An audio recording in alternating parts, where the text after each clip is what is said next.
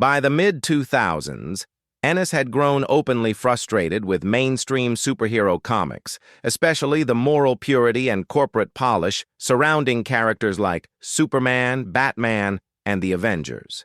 His core beliefs going into The Boys: superheroes would not be noble if they existed in real life.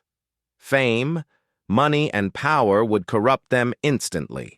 Corporate ownership of heroes would be worse than the heroes themselves.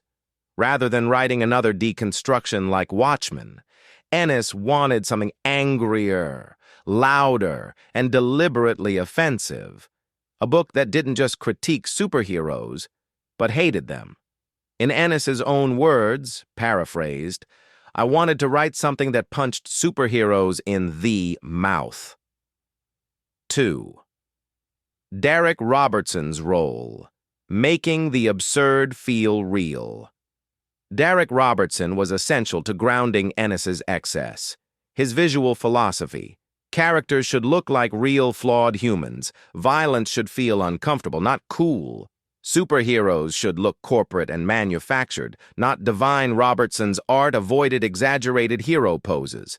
Instead, capes looked heavy, bodies bruised and scarred, faces twisted with ego, addiction, or cruelty. This realism made the satire hit harder.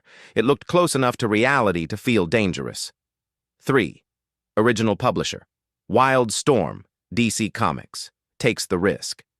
The series debuted in 2006 under Wildstorm, an imprint owned by DC Comics.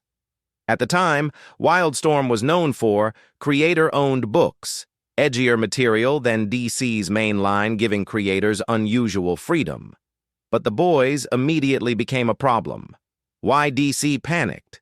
The comic featured graphic sex, extreme violence, and direct superhero parody, thinly veiled stand-ins for DC and Marvel icons, a deeply cynical view of heroism that conflicted with DC's brand.